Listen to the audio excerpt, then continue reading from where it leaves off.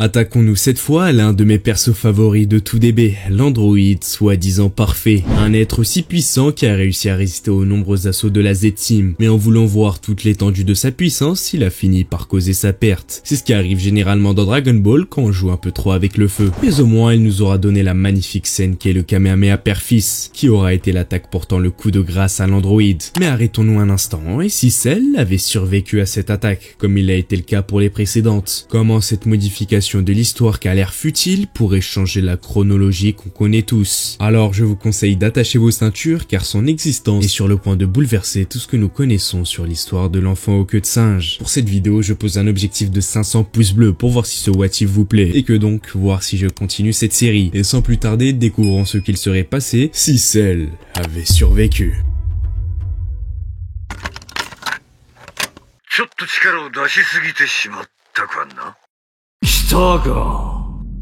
Notre histoire commence pendant la confrontation finale avec Gohan. Ce dernier lance le Kamehameha Père-Fils, parvenant enfin à surpasser Cell en termes de puissance, l'anéantissant intégralement, à l'exception d'une toute petite cellule.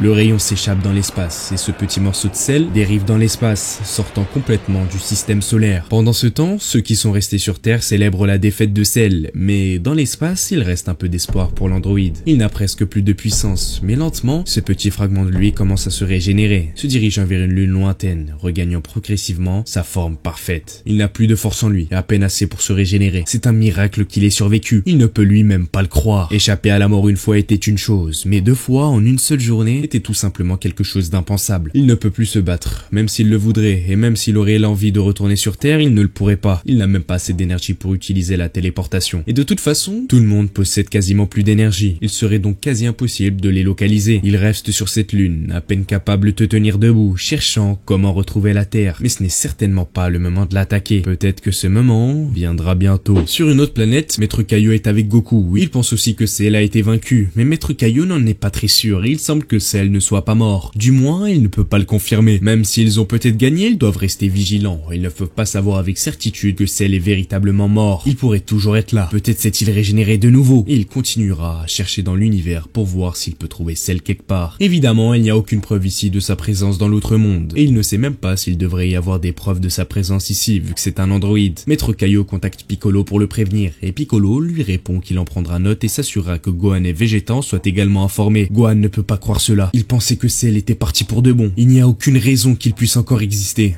N'est-ce pas? Piccolo lui dit qu'il ne sait pas non plus, mais il y a une chose qu'ils peuvent faire pour aider en attendant. Des mois passent et tandis que le temps s'écoule, Cell se régénère progressivement après quelques jours dans l'espace. Au cours de ce temps, il n'a même pas eu la chance de localiser la Terre. Il ne se rend pas compte de la distance à laquelle Gohan l'a expédié. Il ne pensait pas que sa technique était aussi puissante. C'est encore plus miraculeux qu'il ait survécu, compte tenu de la vitesse à laquelle il a quitté la Terre. Par contre, il n'a pas fait grand chose ici. Il s'est ennuyé à mourir, essayant de s'occuper de toutes les manières possibles. Il explore l'univers autour de lui, visitant les différentes planètes, mais la plupart d'entre elles ne possèdent pas de forme de vie intelligente, voire aucune vie du tout. Il s'entraîne un peu ici et là, mais pas vraiment beaucoup. Il essaye de trouver son chemin de retour vers la Terre sans utiliser la téléportation. Mais naviguer dans l'espace sans avoir la moindre idée de l'endroit où on se trouve est assez compliqué, même pour quelqu'un d'aussi intelligent que lui. Il ne peut même pas distinguer les étoiles les unes des autres. Il ne peut détecter aucune énergie à proximité. Jusqu'au jour où il ressent une forte augmentation de puissance au loin. Il sait immédiatement ce que c'est. Il n'y a aucun doute à ce sujet. C'est l'énergie de Gohan,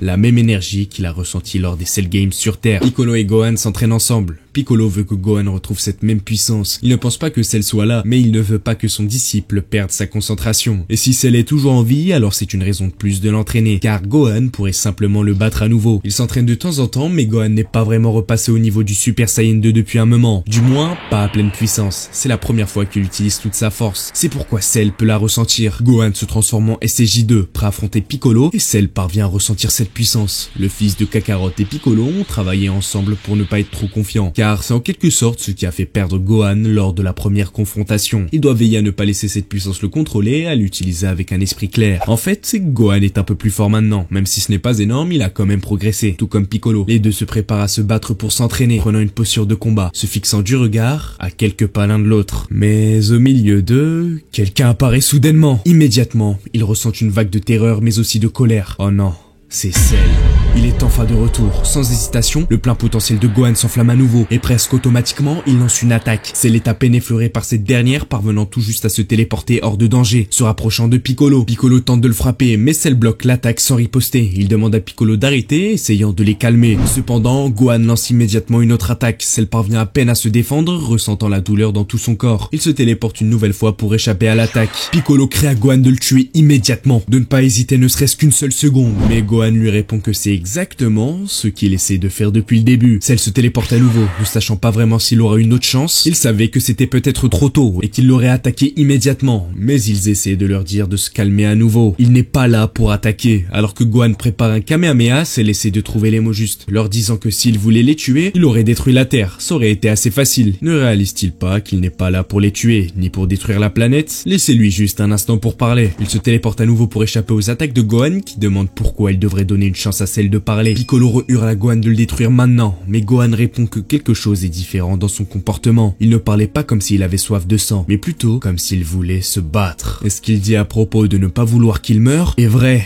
Il aurait pu les tuer par surprise s'il le voulait vraiment. Il savait qu'il était complètement dépassé ici. Alors pourquoi se téléporter? Cell tente de les calmer à nouveau, affirmant qu'il n'est pas là pour leur faire du mal. Il explique son véritable motif. Il a été créé pour être le guerrier parfait. Mais à quoi cela sert-il s'il n'y a personne à combattre? Tout ce qu'il cherche, c'est un bon combat. Après avoir réfléchi, il a réalisé que c'était sa véritable raison d'exister dans cet univers. Tout ce temps, seul dans l'espace, seul avec ses pensées et son intelligence. Il reconnaît que Gohan a le potentiel pour devenir le plus grand guerrier de tous les temps, son plus grand rival. C'est la seule raison pour laquelle il est revenu. Il veut affronter à nouveau la personne qui a réussi à mettre le cyborg ultime dans une si mauvaise posture. Et il sait que s'il détruit la Terre et tout ce qui l'entoure, cela ne fonctionnera pas. Il veut simplement se battre contre les personnes les plus fortes de l'univers. C'est son seul objectif, grandir continuellement, expérimenter le frisson du combat. De plus, il est sa propre personne. Pourquoi devrait-il encore suivre la mission du Dr Gero qui est d'éliminer Goku? Cell sait que les guerriers sur Terre ont un gros potentiel. Certes, il y a du plaisir à tout détruire, mais à long terme, le vrai plaisir réside dans l'affrontement avec eux.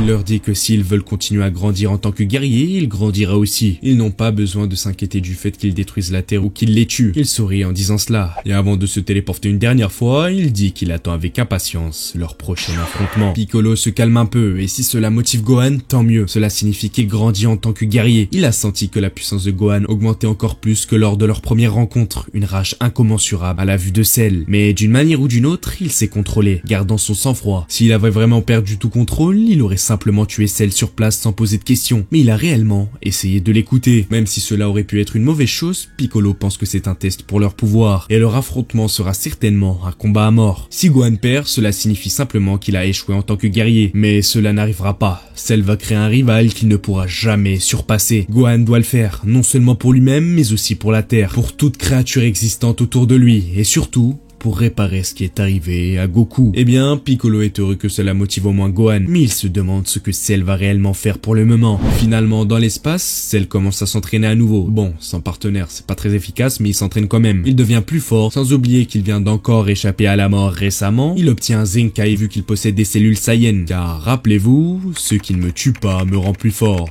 Mais là, au sens littéral pour le coup. Il passe également beaucoup de temps à voyager dans l'univers, essayant de trouver d'autres guerriers puissants, ce qui est vraiment difficile. Mais encore une fois, il est seul dans le vide de l'espace. Seul, avec ses pensées, il réfléchit à quel point l'univers est vaste. Devenir le guerrier le plus fort est l'apogée de la perfection.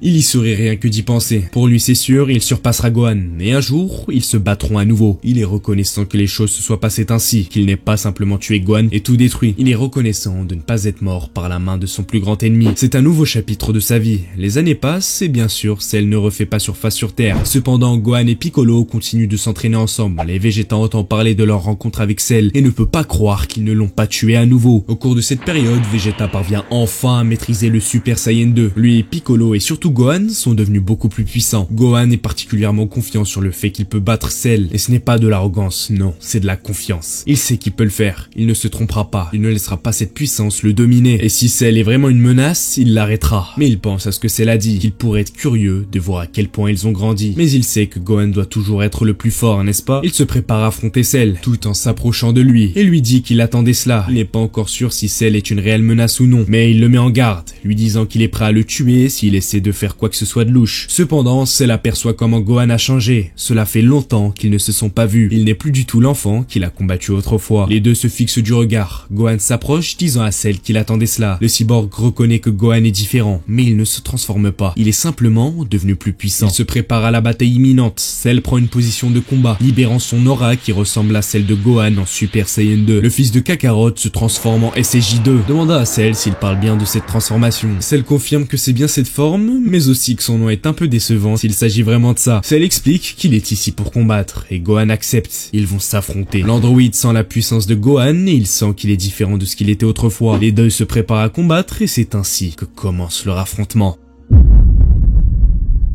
N'oubliez pas de vous abonner et de liker si ce n'est pas déjà fait, et surtout si vous voulez voir la série continuer. Et sur ce, je vous laisse. Tchuss.